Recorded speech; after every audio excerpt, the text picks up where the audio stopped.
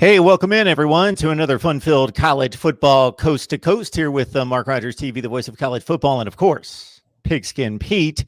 So if you've missed all the fun, we've been over on Pigskin's channel for the past, 12, 14, 15 weeks, something like that, right? Yeah, I think 12 weeks. Very nice. 12 weeks over there. So we're going to move on over here for a few months, but you got to keep pace with us. So we'll be here for a few months to spread the wealth. If you don't know who I'm talking to right now, you got to find out real soon here. So check in for the next hour, good college football conversation, and check out Pigskin Pete on YouTube. Just search him and subscribe. Pigskin, how you doing today? I'm amazing and fantastic, Mark. How are you doing? Of course I am. Of course you are. Well, a dominant Clemson win. Why would I not be amazing and fantastic? You know, it was a little bit dicey for a while, not necessarily. I'm sure kind of like the Syracuse game, the Boston College game, the Virginia game. It kept your interest a little bit more than maybe it should have, but I doubt if you were really like worried. Was never worried about the outcome of the game, but Clemson they do this weird thing. They're two different teams. They're a first half team and a second half team. And this has been like 5 or 6 games this year where they've looked terrible in the first half, mainly on defense. But they always pull it together and then, dominate the second half of most of these games. Obviously, the outlier there is Notre Dame, but the rest of them, they pretty much dominated in the second half. So the question is, which Clemson team will we see on December 19th when we line up against the Irish for the rematch? I don't know. Yeah, just want to let everyone know out there that if you leave your comments, your questions, we will get to them. Of course, this is all made possible by your individual contributions. And if you can find us a sponsor, hey, that would work as well. But we come here every Monday at noon, the two of us, to talk about the college football weekend that just concluded and look ahead to the next week. So before we dive into the games, of course, South Carolina being near and dear to your heart, not the state of South Carolina, those Gamecocks being near and dear to your heart.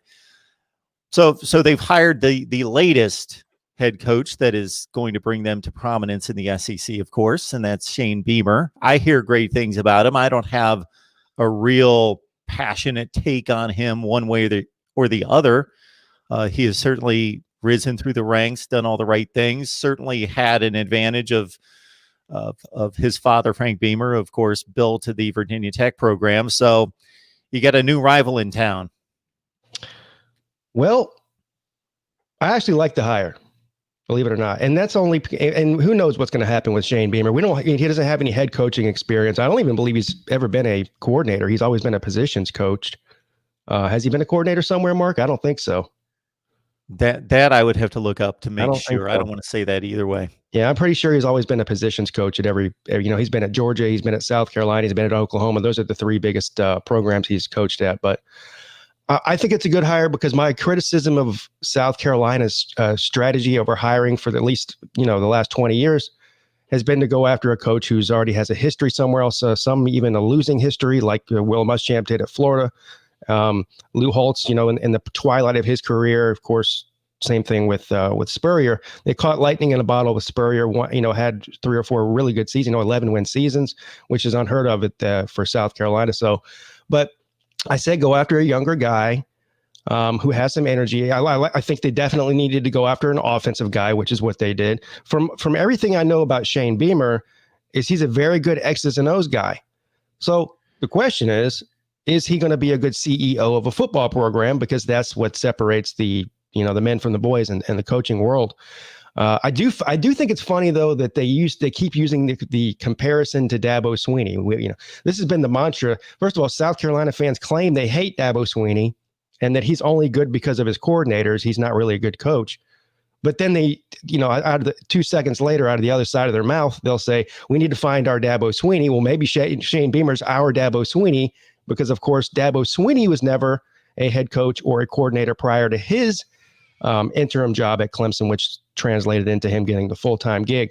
So, but there's only one Dabo Swinney. Now, but that doesn't mean that Shane Beamer can't do something similar to what Dabo did by hopefully hiring an excellent coaching staff and recruiting. That's the main thing. Recruiting the state of South Carolina, Georgia, North Carolina, and Florida, mainly the way that Clemson's been able to do over the past 10 years or so.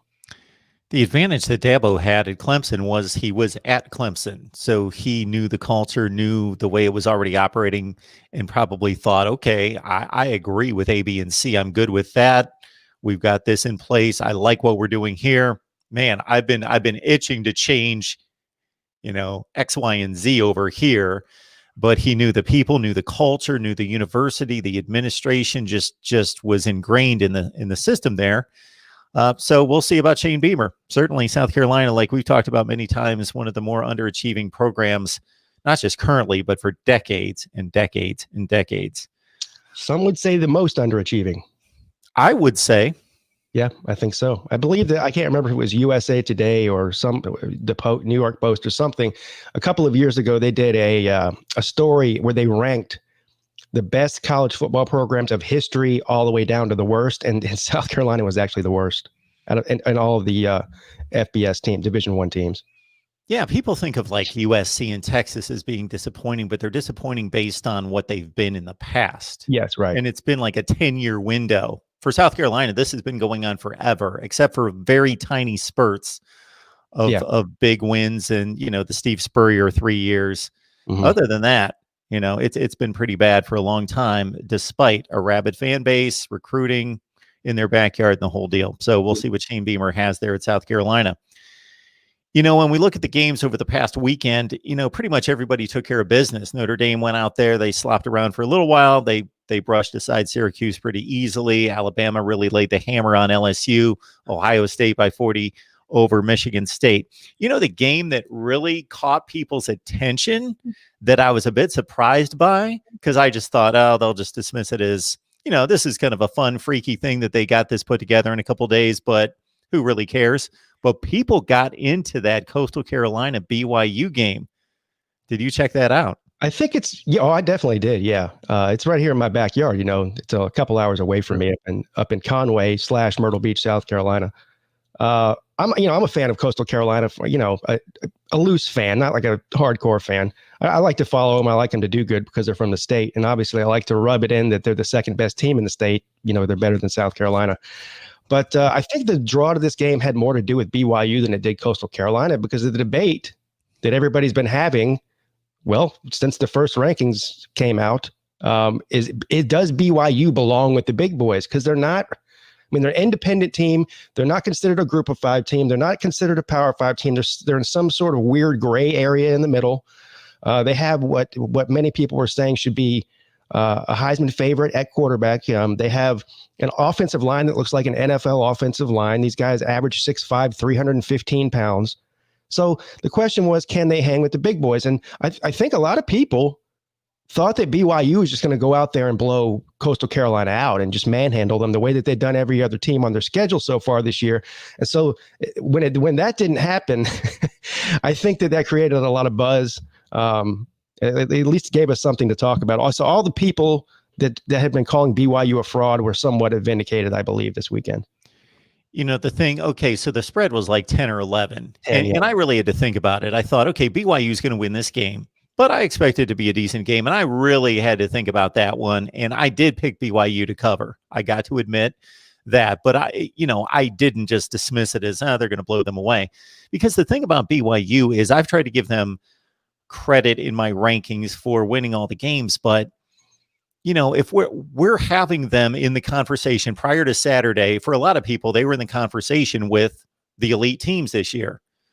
Well, do we expect that Ohio State or Clemson or fill in the blank Notre Dame, would they be beating North Texas or Texas San Antonio by a touchdown? Would they be losing to Houston in the fourth quarter before they put on a flurry in the fourth quarter and winning that game? Those are like some of the results that, besides beating other teams by 35 and 40 points, that just about the top half of any league in the country would. I just, besides having a better quarterback than they typically do, I just don't see how a program that usually goes 7-6 or 8-5 is suddenly an elite program. No, They just played a schedule that allowed them to go 9-0. And it's an interesting kind of quirky story to this year to include them in the conversation. But I think had they played their typical schedule, they'd be sitting at 8-4 right now. I agree completely. And again, that's not BYU's fault. They did everything they had to do to try to fill a schedule out in a year where independent teams got left out to dry.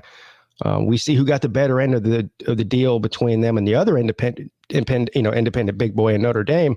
Notre Dame finagled the way into a conference for one season and now is sitting there at 10-0, playing for a conference championship in a for sure bid into the college football playoff. So the BYU's schedule compared to Notre Dame's is not equal. But do you know who the offensive coordinator for the Chanticleers is, Mark? Is it somebody who's been in the NFL, or do they have some kind of name brand? They have an affiliation with the Clemson Tigers. Is it Tosh Boyd? No. Man, that's a good guess, though. It's actually a guy named Willie Korn. So he wasn't a big name player at Clemson. He was a quarterback. And he is now the offensive coordinator for the Chanticleers. And he's actually getting a lot of attention for some FBS head coaching jobs at some point. Very cool. Yeah, I was watching other games. And then when it got tight down the wire, I locked in, the last 6-7 minutes of the game. And it had that classic ending, much like the 2000 Super Bowl, if people remember that one, with the slant pass that was drilled right across the middle and boom, stretching toward the goal line, and not quite as dramatic as that one, but right down to the wire. I'm going to throw out a couple other games that I think are the only ones that had really any significance that impacted anything one way or the other, and you can take off on whatever you want here. Indiana beat Wisconsin. A lot of people thought that Indiana would go up to Camp Randall Stadium and kind of be straightened out or taught a lesson, and Wisconsin was, they're usually better, so they would just do it. And Indiana with a backup quarterback, and we talked about that last week, and I mentioned to a lot of people this week, don't be surprised if their backup quarterback's better than their starting quarterback. And he didn't light the world on fire, but considering he didn't have the reps, he's never started a game, he played pretty well, got the job done, protected the football. And then the other one that caught my attention last night was not that USC beat Washington State, but Washington State, they stayed close with Oregon. They beat Oregon State. So, they've shown to be okay. And USC just crushed them in the first quarter and the game was over. Yeah, the Pac-12 has really flipped in the past couple of weeks. Probably the other thing that's interesting in the Pac-12 is that Colorado's sitting there undefeated as well in the South. I think they played one fewer game than Southern Cal does because of a game that was either postponed or canceled. I can't remember. But so in other words, Southern Cal needs to take care of business this weekend against UCLA. Otherwise, they could find themselves on the outside looking in. Colorado could play for the Pac-12 championship if anybody can believe that. And the Big Ten situation, Mark, let me ask you this. We had the when you called into my show the other night, we had the lengthy discussion about the expansion of the playoffs and everything. I think we know where we both stand on that. But as far as the way that the Big Ten scheduled and did the format for the scheduling just for this one season, so we knew it was a short season. They were starting 6 or 8 weeks later than the ACC and the Big 12. I wish that they would have done what the ACC did and eliminated the divisions for one season, because I think it would have made for a better Big Ten title game. No disrespect to Northwestern. I believe they clinched this weekend, didn't they? Yes. Yeah, so they clinched. We're most likely going to see a Northwestern and Ohio State Big Ten championship, and I think that's not going to be a very entertaining game, quite frankly. I think Ohio State's going to beat them badly, and it'll probably be over in the first half, unless some sort of a fluke situation happens.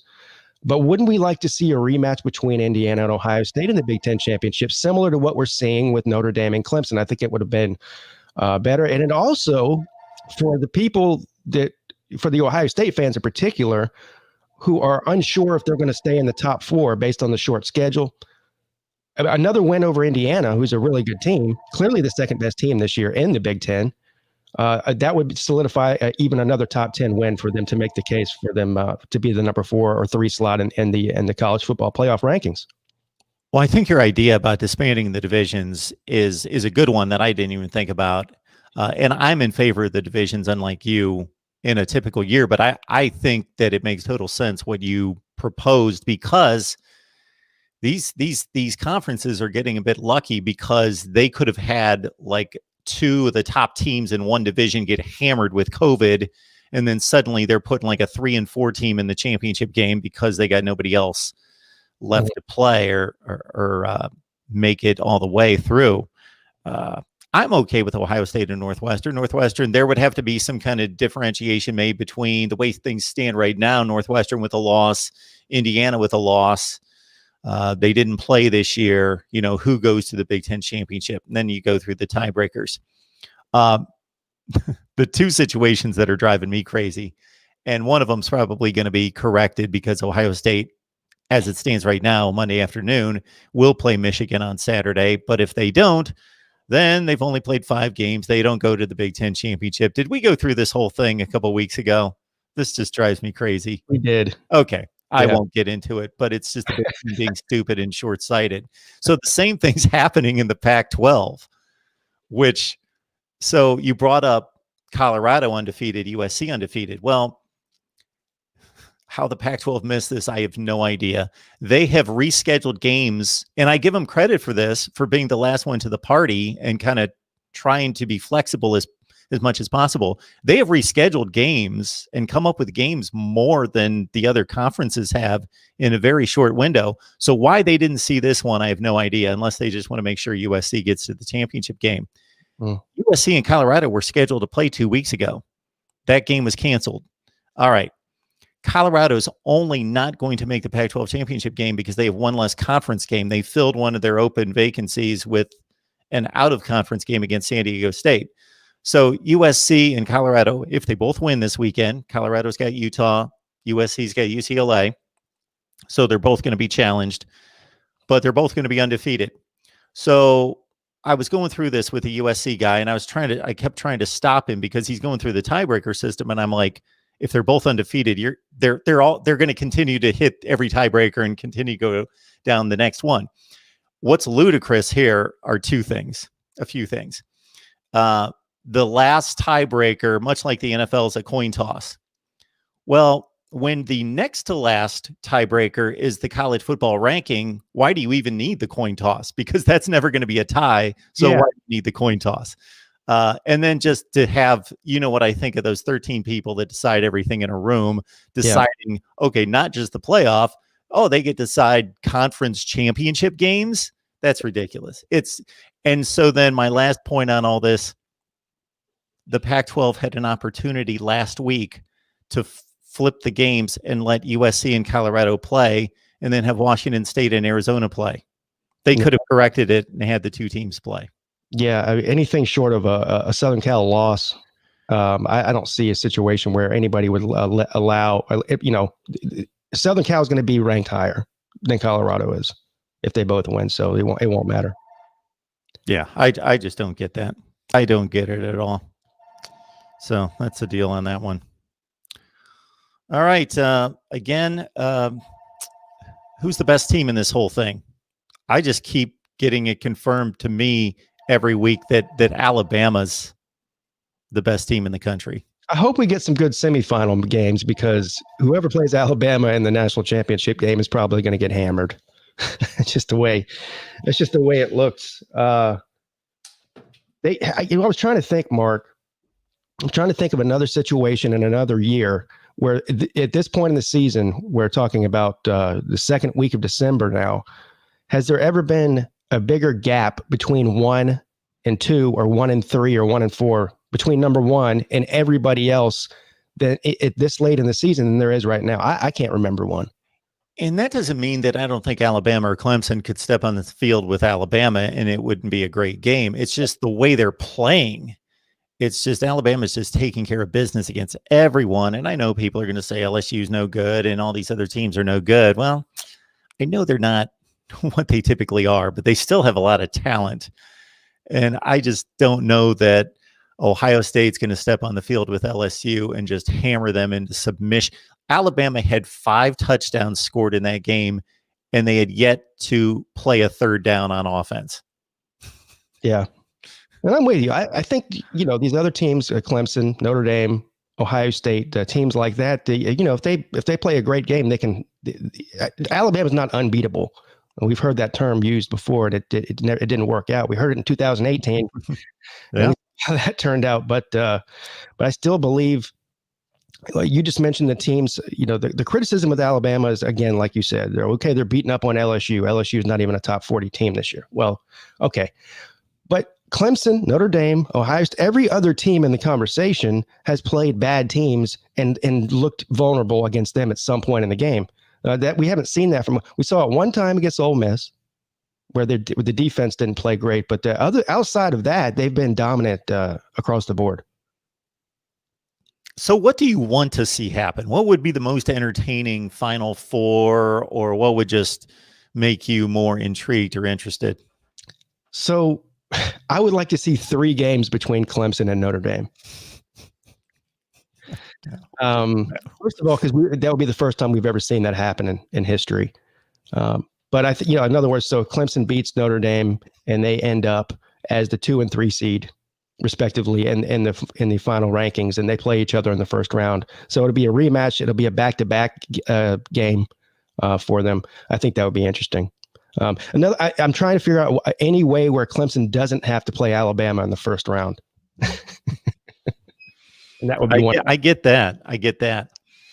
I just want to see an impossible decision be presented to the committee. You think they'll do the old eye test, Mark? If it comes down, they're going to have to go with they can always fall back on, we selected the 4 best teams. But Clemson beats Notre Dame 31-28. Florida beats Alabama 31-28. Doesn't have to be that score if people are following along. That type of game. Ohio State's undefeated. Who's your 5 or who's your 4 out of those 5? I don't know. I don't know either. I'm sure you get asked. That seems to be the scenario everybody's coming up with, and I get it. And then I'm asked what I would do, and I asked what the committee's going to do, and I certainly don't know what they will do under that circumstance. I think the last game of the season would determine a lot of that. How did the game end? What was the score? Was it a dominant win? Was it a close win, close loss? All those sort of things. That's what they usually fall back on. But that's not even necessarily fair if we're going to use that word, because that's the last game is just one game. They played a lot of games, so let's take all of the games into consideration, not just the most recent one. Are you more in the camp of let's take every game on the schedule with the same weight, or when you do your rankings, are you basically saying these are the 10 best teams in the country today? Like Oklahoma seems to be trending up. Do you give them more of a lean up because they seem to be better today than if you take their entire resume into account? So it's a mixture of both. So I would give them more credit than I would have a couple of weeks ago, 3 weeks ago, just based on the way that they're progressing. And it seems to be a natural progression upwards. It's not a shaky up and down sort of situation. But losses have to matter. Whether it's, again, like I said, whether it's the second to last game of the season or the first game of the season, if you lose to lesser opponents and do it multiple times, there's got to be a punishment for that. And at least according to my rankings. Yeah, I get that. I can go either way on that. I tend to go resume, meaning first game means the same as the most recent game, but I can understand the other approach to it and certainly have no issue with it. A lot of familiar faces here in the live chat. Appreciate it, everyone jumping on board. We got about 75 on the line right here. So it's college football coast to coast. We jump on here each and every week with Pigskin Pete. We've been on his channel for the last 12 weeks. So jump on over to Pigskin Pete. Just look him up here on YouTube and lock it in there. We'll be here every Monday at noon. Well, Ohio State, Michigan's supposed to be a big deal, but the line opened at 30. Well, what do you think the chances that game gets played is? I'm not very optimistic about it, quite honestly. Yeah, I don't know what the odds are. I know a lot of people are anticipating it gets canceled. Of course, Michigan didn't play last week. A lot of people think that whether out of legitimate reasons or just pulling a Florida State against Clemson, they just want to avoid the embarrassment. Mm-hmm. I think the embarrassment is more in not competing. I'd rather take my team on the field and lose 59-10, take my beating, say we showed up, we competed, we did our best, we're not as good as them, That's what it is, as opposed to for the health and safety of our program and our players, our student athletes come first, but everybody knows what it really is. And 10 years from now, you're going to be the coach in the program that dodged a rivalry game of that magnitude. I don't have much of a doubt. The players probably, I'm talking about Michigan now. The players, I think, want to play the game. I'm assuming that the coaches want to coach the game, but that might not be who it's up to here. The question is, does the administration want to deal with the embarrassment, not the coaches and the players? Yeah, well, have had to deal with it the last 2 years, and certainly didn't have an excuse available to them. By the way, I think 30 is too low. I think the line should be closer to 38. Ohio State hasn't looked great this year, but maybe they're getting it together. And they played Michigan State, beat them by 40 last week. And Michigan State, they're all over the place. Who knows? They've looked like garbage most of the year, but then they jump up and beat Northwestern the week before Ohio State. But Ohio State couldn't even snap the ball, and they still beat them by 40. I don't know if you saw any of that, but I watched the first half of that game before it got just too ugly at 35-0. And Ohio State was having issues because they had to juggle the entire offensive line. They only had one starter starting where he's used to starting. They had two starters in the lineup, so they had to play one of their guards at center, and he wasn't used to snapping. So Justin Fields is like jumping all over the place, fielding snaps. Usually what is a complete debacle for most teams that costs them drive after drive after. Like, we're talking like a dozen snaps are horrible. And it still doesn't matter. They're still going like 2nd and 25. Bam, bam, first down. Okay, we wiped out that negative play. That's fine. So they got through it against Michigan State. But of course, I'm sure they are, depending on the health of the other offensive linemen, which I'm assuming they're going to miss this week as well. I'm sure they are just hyper focused on getting that straightened out. Oh, yeah. So they're not going to get those starters back. Is that because of the Big Ten rule? It's at 21 days. Yeah, right. So depending on at what point in the week, the Big Ten championship game could be out of play for those guys as well. That's the other big question mark is, will they change the rules? This is what everyone's asking. Will the Big Ten change their own rule that they set before the season about having to play 6 games to qualify for the Big Ten championship? I don't understand why they made the rule in the first place. I don't know what the benefit of doing that was, or who you're trying to. I guess maybe it's to stop teams from bowing out of games that they shouldn't, or so. I don't understand even the point of it. So I get that you have to have a minimum amount of games. Otherwise, you could say, we're Georgia Tech. We went 1-0, put us in the championship game. We have a perfect record.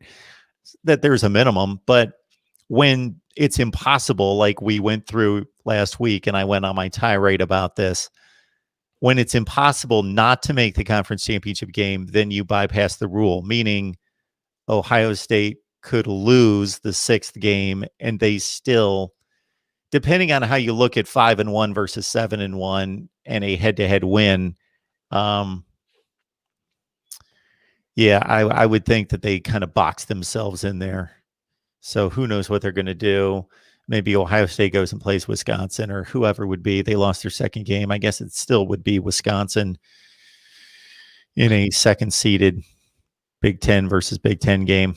We'll see how that. As far as the playoff committee is concerned, it shouldn't matter, right? Because they're supposed to pick the 4 best teams, not the teams that win their conference. Yep. They can't hold that against Ohio State if it's if it's not Ohio State's fault. And I really think that the committee believes that Wisconsin's just about as good as Northwestern anyway, based on how they've ranked them. And I don't think that really matters. It's just going to be a bad look if it happens that way. I'm intrigued by this North Carolina-Miami game. Me too. That's probably the best game on the docket. For the traditionalists, of course, I'm an Ohio State fan, so of course the Michigan game and people that haven't been watching for a long, long time or younger don't get it, but it's still a big deal. And USC, UCLA, I like those kind of games because they're tradition rich. But yeah, for just the 2 teams on the field and getting a better gauge on Miami. We saw North Carolina against Notre Dame. We saw them compete, but not down to the wire. Yeah, that's the game I want to see. That should be a good one. I have a couple of wagers with people, not with some betting service, as actual friendly bets with some people, some Miami fans that we all know very well on here on YouTube. So I took a bet before the season. I think North Carolina is going to beat Miami. Now I don't know. I still feel like they probably will. I don't know why. Is anybody more upset about Notre Dame joining the ACC than Miami right now? I've been going all over YouTube, and I'm seeing a lot of these guys have complete meltdowns over this. But look, I wasn't a big fan of Notre Dame being allowed to be in the ACC for one season. I think the ACC should have taken that opportunity to say, hey, you guys want to have a season? You guys want to make a run at the playoffs? You're going to join the ACC full-time in football, because they already are in several other sports. They did not do that. But Miami knew this before the season, so they didn't seem too worried about it. The other thing that I think that the ACC screwed up on, when they got to pick and choose their own schedule with no non-con games. Well, we did have non-con games technically, but not any real non-con games. But they screwed up by not having Notre Dame and Miami play each other. Because I think of course, you never know which teams are going to be the best before the season happens. But let's be real. We kind of do in the ACC, at least a little bit. Mm-hmm. We knew it was going to be at the top. We knew Notre Dame was going to be competitive in the league. And we knew Miami was going to be at least one of the top 3 or 4 teams in the conference. Those 3 teams need to play each other, in my opinion. I totally agree that. And again, this is how I would approach scheduling. And I'm not going to get into that, but have a mixture of metrics or a system, but then also have a committee kind of look at it and say, we need to make sure within our system these teams play. And exactly and I'm sure you saw it at the time. I saw it at the time right when the schedule was released. Miami and Notre Dame don't play. I would have made sure Clemson, Notre Dame, Miami, and North Carolina would have played, because I thought they were the 4 best teams. Make sure they all play. And if, somebody else would have jumped up there, North Carolina State, Louisville, whoever it was, and done something and vied for the title, and you missed it, then, okay, we missed it. And we should have set up Louisville and Clemson or whatever. But that was pretty predictable. I mean, Miami fans, or at least some of them, feel like that they should, that they got kind of screwed out of an ACC bid here by not playing Notre Dame. I think Notre Dame's a better team. I think most people think Notre Dame's a better team, but of course you'll never settle that argument because the two didn't play each other. And Miami's sitting there with 1 loss. Clemson's sitting there with 1 loss. Yet Clemson's going to Charlotte, and they aren't. So they're upset about that. Yeah, I get it. They should have beaten Clemson. Yeah, and that, let's be real, that game wasn't competitive. So no, those 2 games were completely different. And in terms of Miami Clemson and Notre Dame Clemson. Yeah, Notre Dame's a better team than Miami, but I get it. Miami's had a great season. They've rebounded extremely well. They haven't looked great week to week, but when you add it all up, it's 8-1, and they seem to be certainly took care of Duke. And I know that's a bit of a joke, and that Duke's not very good, but nobody else was beating Duke 48-0. So I will give Miami a lot of credit for that. Mm-hmm. Duke's losing these games, by 10 and 20 points every week, and then Miami just completely wipes the floor with them. To their credit, they do what you would expect them to do. I think if you're a Miami fan, you should actually look at the bright side here. Your team seems to be improving. We don't know what's going to happen with Derek King next year. I believe the entire coaching staff will probably be back and intact the same way that it was this year as far as the coordinators go. So do you really want to go to Charlotte and get your butt whooped by either Notre Dame or Clemson? Or would you rather finish the season with 1 loss, if you can take care of business against North Carolina, and then sail off into the sunset and play in the Orange Bowl, or whatever New Year's Six bowl game you get invited to, and have a chance to win that game? I think I would choose the latter if I were a fan. Well, I would always choose to compete for the 5% chance or whatever you estimate it that they could pull off the win in the championship game. But I also get that perspective, and it looks like a more accomplished season. So they finish 9-1. They go to the Orange Bowl. Maybe they pull out a win. Then they're going to finish like top 6 or 7 in the polls. And it looks really good. Mm-hmm. Wilkie, I guess that's how you pronounce that. I see his It is. this person's handle quite a bit. Appreciate the super chat right there. What's up, Pete and Mark? Love these shows. Pete, you know who won between you and I? So Wilkie is referring to, we have a segment. I'll do a shameless plug here, Mark. Of course. Yeah, for the Lunch Money Show, I do every Tuesday and Thursday over on Uncle Lou on LouTube's channel, where we talk about the betting lines for all of the major college football games that week. And we do have a segment each week called Beat Pete, where they get to pick 5 games against the spread. I pick 5 games against the spread. And if the winner, if they beat Pete, if they beat me in the record, then we will send them $20. So that's what he's referring to. And I believe that you did beat Pete, Wilkie. I think you had 3 out of 5 on your picks, and I only got 2 out of 5. So I believe you win. I have to go confirm that. But I think you did win, sir. Thank you. Very cool. All right. Appreciate you donating some of your winnings to us. Yes, that's right. Thanks for the super chat there. Very nice. Very nice. And everybody else understand that we do this every week. We think we've got a good thing going. So if you can find us a sponsor, that would be phenomenal. Yes. Find us a sponsor, whether you know of a business, maybe they're local to a particular college town or whatever, that would really do well, or just an online national business, whatever it is. You can always contact me at MarkRogersTV at Gmail. That's easy to remember. MarkRogersTV at Gmail. Or, of course, we continue this going based on your individual contributions as well. So thank you so much, Wilkie, for that.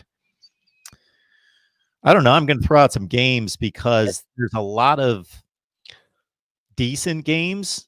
So you're about to spit something out. No. What do you like? We got Purdue, Indiana, Wisconsin, Iowa. Okay, you got this. This kind of segues into outside of this SEC situation with Bama, Florida, the ACC with Clemson, Notre Dame. The Big Ten's basically Ohio State. I don't see how anyone else can. Maybe Indiana's got a prayer, but a lot would have to happen. Between Cincinnati, I guess it's a Cincinnati USC. I've paved a way for USC, and it might be a little unreasonable, but Cincinnati, USC, Texas A&M. Who do you think has the best shot? Unfortunately for Cincinnati, I think their chances are almost gone at this point. I would actually like to see that happen. Just one season, and this has been such a crazy year anyway. Why not? Let's give one of those guys a shot if they look the part, and they do look the part.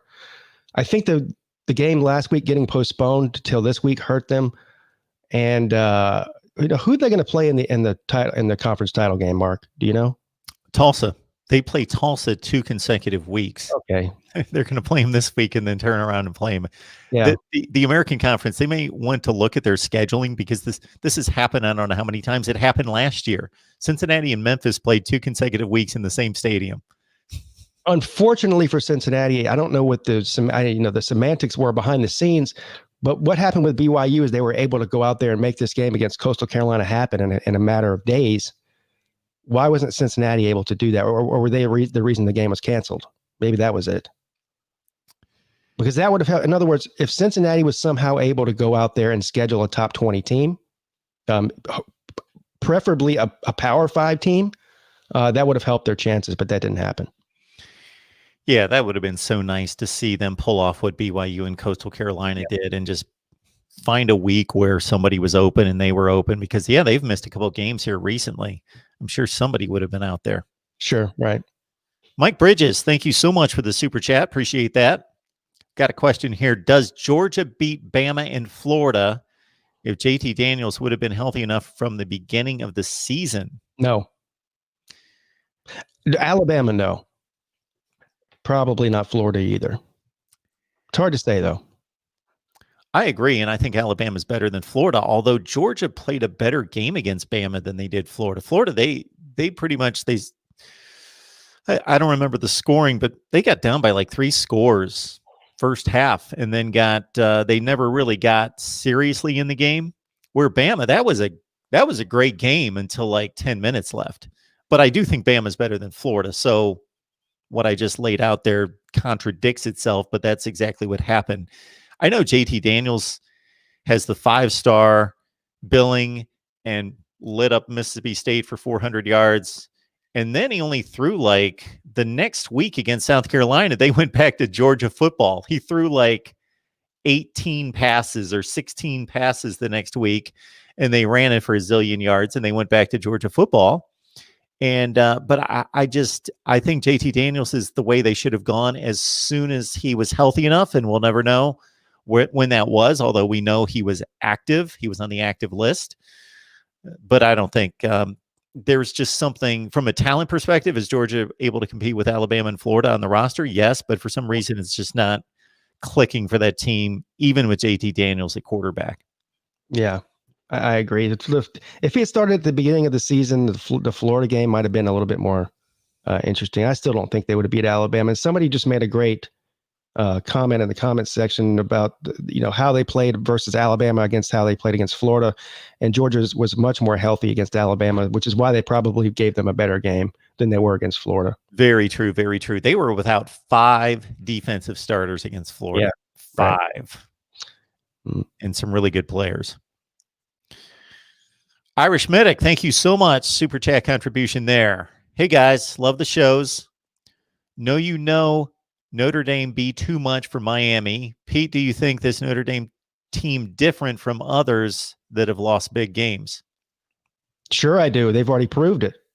Of course, Clemson can make every excuse they want. Trevor Lawrence wasn't playing the game. Tyler Davis was out. James Skowski was out. So we were missing a bunch of elite starters during that game. But at the end of the day, Notre Dame did what they haven't been able to do in recent years is close the game out. If the game's on the line, go out there and make the plays that you have to make to win it, and don't fold and like a lawn chair. So yeah, just by winning that game alone, when the game was, look, Clemson arguably should have won the game with a bad clock management there at the last drive on offense and gave the ball back to a Notre Dame team. But again, Notre Dame made it happen. You got to give them credit where credit's due, no matter who, which players were on the field. And then since then, what do? They dominate. They've dominated everybody. And every week it's the question of, well, the week after the Clemson game, right? They went to travel to Boston College. Oh, this is a trap game. Boston College is a pretty decent squad. Jerkovich is a really good quarterback. Are they going to have a hangover from the big win against Clemson? A lot of people thought they would actually lose that game. And what do? They went in there and hammered the nail, and they've done that every week since. So this team for Notre Dame this year is definitely better or different than the ones in the past that were also good. Yeah, I've got nothing to add to that, because I think that this Notre Dame program has progressively gotten better under Brian Kelly. And I just think now that they've taken, from a quarterback standpoint and the standpoint of athletes on defense, maybe the only thing that they're missing is they really don't have anybody at the wide receiver spot to take the top off of defense. We understand from our guy, John Kennedy, always Irish, that their best 2 wide receivers, not their best 2 wide receivers, their 2 fastest wide receivers are basically sidelined for the season. Mm-hmm. And that's hurt them potentially, even though these guys were raw, they're inexperienced, they're not productive, they haven't proven anything. But just in terms of recruiting wide receiver talent, they've produced like really good players at wide receiver the last few years, but they're all the same guy. They're big body guys, Chase Claypool kind of guys that are now excellent NFL players, but they haven't had that. Like Clemson at their zenith, I know they've taken a step back at wide receiver the last couple of years, not in terms of recruiting, just guys haven't stepped up. But, Clemson for a number of years and winning the national titles, they had that perfect wide receiver combination of, the burner, the number one guy, the polished guy, the Hunter Renfrow type, where they had them complement each other very nicely. Yeah, I agree. And Ian Book, by the way, he's a gamer. He's a winner. He's been the most impressive thing on that team, on that offense, quite frankly. And it hasn't been with his arm; it's been with his legs. I don't know if anybody's undergone a bigger transformation of public perception within the college football world than Ian Book, because before he was a guy that was kind of holding him back, game manager. Sure, he gets the job done against most of the schedule, but he's not a lead. He's not dynamic. And hey, I'll raise my hand. I certainly fell into that to a certain extent, although when I try to balance out the narrative a little bit and be like, this guy's doing a nice job. He's a good he's not got the talent of a Trevor Lawrence or Justin Fields. But yeah, he's become this quarterback that I don't know that a lot of people thought he was, with the creativity and the athleticism. He reminds me a lot of Tim Tebow when Tim Tebow was at Florida. Neither one of them has an NFL arm, I don't believe, but they just find a way to win. They have the uncanny ability to know when to run and when not to run. Ian Book has really put that offense on his back over the past 4 or 5 weeks. James Johnson is asking whether Iowa can win the Big Ten West. So without going through all the metrics, I don't believe so, because this is the deal. Northwestern beat them head-to-head. Northwestern only has 1 loss. Iowa has 2. Again, Northwestern beat them head-to-head. So even if the Wildcats lose this weekend, they win the head-to-head. Yeah, I believe that's already been established that Northwestern's locked up the West. All right. Cincinnati and Tulsa play 2 consecutive weeks. Florida, George, probably left our first, about 87 comments in the live chat. He was rearing to go right out of the gate about 15 minutes before the show. But he doesn't want his Florida Gators to step on the field this week. He's worried they might trip up and cost themselves a college football playoff spot even before they get to Bama. They're, of course, playing LSU, will be a huge favorite. I don't know what the line is. I would guess it would be in the low 20s, high teens. They were only like a 15-point favorite against Tennessee. So they cover. So I would think it would be something in that range. Yeah. Speaking of that, I don't know if you've been following these comments made by Greg Sankey. So he's basically saying the Big Ten and the ACC are playing favoritism to try to get teams in the playoffs, and he feels like that the SEC shouldn't have to, or that the ACC and the Big Ten should have to play these games that were on their schedule. In other words, Clemson's postponement with Florida State's not going to get played. They didn't even try to reschedule it, and then Notre Dame does not have to play this week against Wake Forest. He thought that was unfair. I don't understand the point. Like, if you're Greg Sankey, you're the commissioner of the SEC.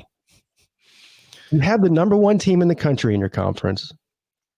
There's at least a decent chance, maybe not a high percentage chance, but a decent chance that you could still get 2 teams in the playoffs out of your conference.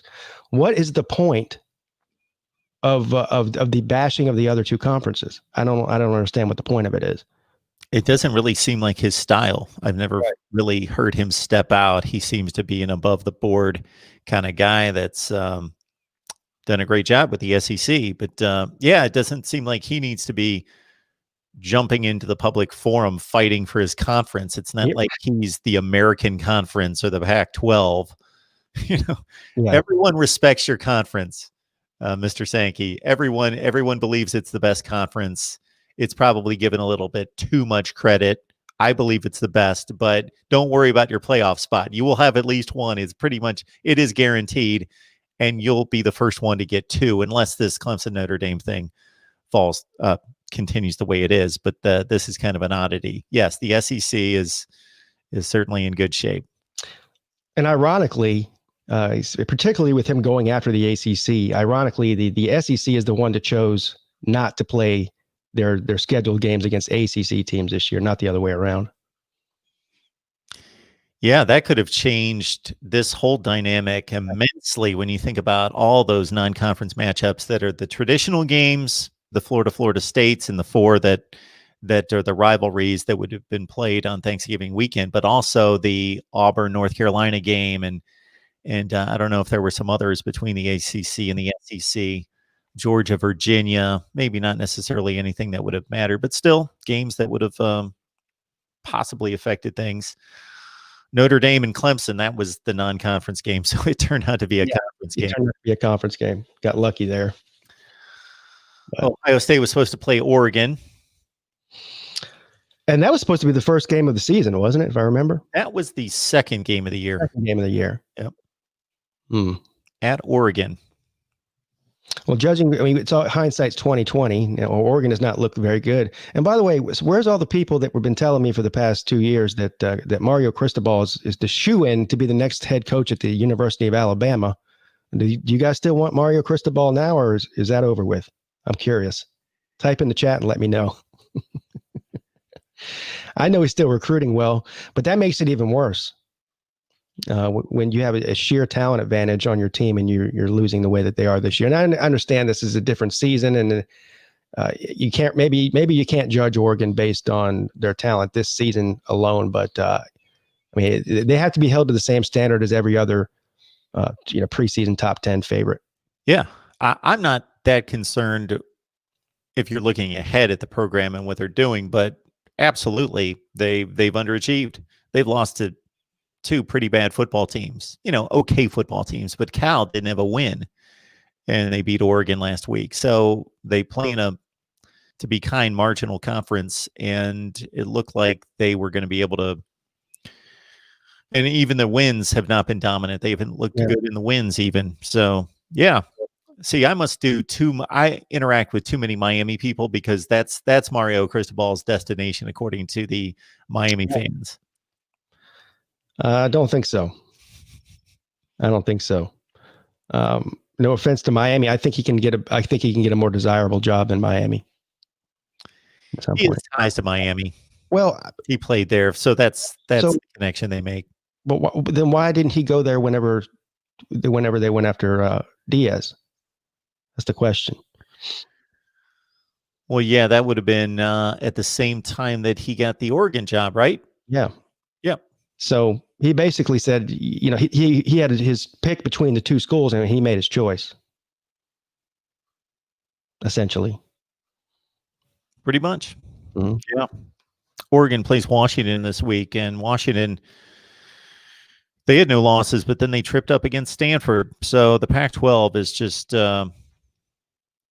pretty much, although you got the undefeated teams in the South, but a lot's going to have to happen. And USC, at least, they're playing better. They really took care of Utah and Washington State. So Alabama beats Florida. Notre Dame beats Clemson, knocks them out seemingly with 2 losses. Ohio State takes care of business. So we got 3 clear playoff teams. Cincinnati's 8-0 right now. They beat a decent Tulsa team who's in the top 25 2 consecutive weeks. They're 10-0. USC beats UCLA, who suddenly has a pulse. They've won 3 straight games, and then beats whoever comes out of the North. That's like a circus. That they all have like 2 losses. Yeah. But USC comes out at 7-0, and let's say they build upon what they're doing right now. Like the last 2 weeks, they've won impressively. You've got Cincinnati 10-0, USC 7-0, Texas A&M, whatever you want to do with them. If we get them out of the way, let's say they lose to somebody, it would come down to Cincinnati and USC, or a 2-loss Clemson if they lose really close to Notre Dame. Yeah, I don't think so. I don't think Clemson gets him at 2 losses, and I wouldn't want to see him in there, honestly. But even if they might be one of the 4 best teams with 2 losses, in the ACC, I don't see that happening. I also believe that Cincinnati's path. You just have to look at the way they're ranked right now and what's left on their schedule. And where is Southern Cal ranked right now? They were 20 before. Ugh. Yeah, they were 20th before they. The rankings are obviously coming out Tuesday night. That would be the best shot for Miami to get in. For Cincinnati to get in. Just because it's going to be hard to move USC up from 20 to 4 in a 2-week period. Yeah, beating UCLA and a marginal. So they could. You're right. They could justify moving somebody from 7 to 4 much easier than they could move from 20 to 4. So that might be the best scenario for Cincinnati. That's not really far-fetched. Notre Dame wins, Alabama wins, Ohio State wins. Yeah. Unless Indiana keeps winning, and they only have 1 loss, and they're the Big Ten champion. That they would get in that scenario, I believe. I think Indiana would. Indiana's got Purdue this week, who's been a mess the last few weeks, has not played well, lost to Rutgers and Nebraska the last 2 weeks. And then Indiana would play that Big Ten championship game against Northwestern. Yeah. again, and if their only loss is a close loss to Ohio State and they're a Big Ten champ, sitting there with one loss, yeah, there's a path. It's an outside path, but it's a path. Yeah, they're Notre Dame fans for sure. Yeah. Oh, yeah. Everybody is. A&M's Notre Dame fans.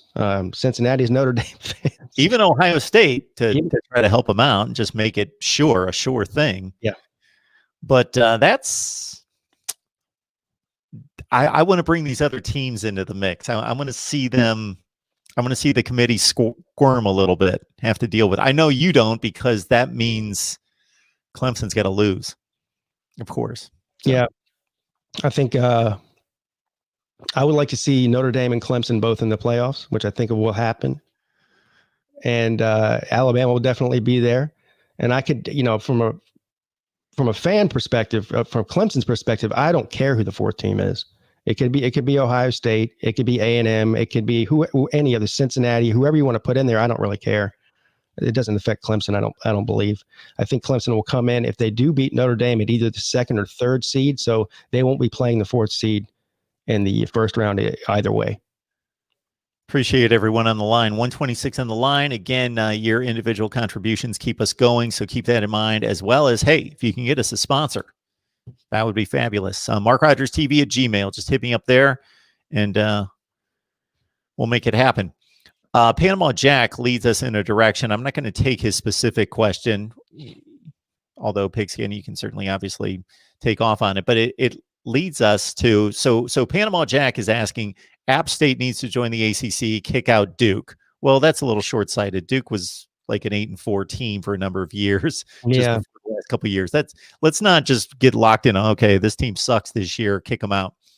But what it does lead me to is, if there's a group of 5 team out there that you would like to see, a group of 5 program that you would like to see join a Power 5 conference, who would that be? Well, I think the two obvious ones, especially on the East Coast, are Cincinnati and UCF. I guess you could throw Memphis into that conversation. If you go out west, Boise State. There's been conversation about Houston in the past. I don't know. I don't know if that's possible. That would obviously be a Big 12 affiliation, most likely. But I think for if you want to keep it in the ACC, I wouldn't have no problem with a UCF or a Cincinnati joining the ACC. It would fit in geographically. But here's the problem: when you make a statement like the App State statement and switch them out with Duke, you're thinking about football. But there's a lot of other sports in these conferences, not just football. Yeah, especially when you're talking about Duke. Yeah, that one's a pretty obvious one. Yeah, and especially in ACC country. Yeah. But, there was a lot of talk years ago, especially once we hit 2010, that expansion went crazy. Nebraska, Missouri, Texas A&M, all across the country, Colorado and others, Utah, that we were just going to see within 10 years, 16-team mega conferences. And not necessarily schools leaving, but if you were going to expand the ACC to 16, I've devised a whole move these teams and make a Big East conference, and that would take out Pitt and Syracuse and BC and those schools and move in, et cetera, et cetera. But if you were just going to add on, yeah, I think UCF's a good choice. So UCF is a huge college. They have 75,000. It's a massive amount of students, and it's a very large area. It's in Orlando, right? But so I'm having a hard time figuring out. I know that they have only had a football program. When was their first football season? I actually covered a UCF Mississippi State game when Dante Culpepper was playing. So I remember up until that football season. And so this is like 1997. I'm covering the SEC. I live in Mississippi. I'm working all the games, et cetera. And I'm like, UCF, who's that? And I don't know that they had been around a couple years at that point, but they had this great quarterback, Dante Culpepper, and a couple receivers that actually made their way into the NFL. Brandon Marshall played there. And they became, this kind of freakish, kind of good team that would play anywhere kind of deal within just a few years. I don't know exactly when that started, but it was sometime in the maybe late 80s, early 90s. I think it was in the 90s for sure. Yeah. So I guess I answered my own question. My question was, why would such a large university be in the group of five? You would typically think that a school of that size would be in a Power Five, but if they came along that late compared to the other Power Five teams, Clemson's affiliation with the ACC goes back decades. Ohio State's with the Big Ten decades. So I understand maybe that's the reason they're on the outside looking in, but they should make the jump at some point soon. I think they should. I don't know if they will, though. There's a lot of red tape and politics behind all of that. I've been to the American Conference Media Days like 4 out of the last 5 years, and their conference commissioner makes it a point when they open up the festivities and he gives his initial speech. That's all he's talking about, is that they are a power, and they've got the banner Power 6 and the whole deal that and they played well. They're not a Power 5 conference quite, but they are definitely the best of the other 5. Oh, sure, yeah. Yeah, they got some good teams. Again, there's other sports involved other than just football, though. Even though football pays the bills. Absolutely. All right, everyone. Appreciate everybody jumping on board. We hit about 136. I saw on the line at one point. So thank you so much for diving in here. We'll be here each and every week, noon Eastern time on Monday, to wrap up the college football weekend and look ahead to the next week's games with Pigskin Pete. All right, Pigskin, let folks know where they can find you. Oh, well, on my channel, you can find me tomorrow night. I'll be live for the new ranking show that comes out. So that's usually a show that lasts about 30 to 45 minutes. And of course, every Wednesday and Friday night on my channel, I do a live call-in show for all you people who want to call and either argue with me or agree with me. Either way is fine. Typically, people like to call and argue with me, which I think is fun. You can catch me at 10 p.m. on Wednesday and Friday. I did something Friday night that I didn't expect to see myself doing. And that was less arguing, even though you had to take the brunt of it, Pigskin. It was not about you. It was more about the comments I saw in the chat, and I just couldn't help myself. Yeah. No, I appreciate that. You're not one of these guys that typically does call into these other call-in shows. So for you to call in, that was good. I've never done it. I'm honored then. I'm honored. All right, you guys have to check out Pigskin Pete, so lock in on that. And join us back here next Monday at noon Eastern time for college football coast to coast.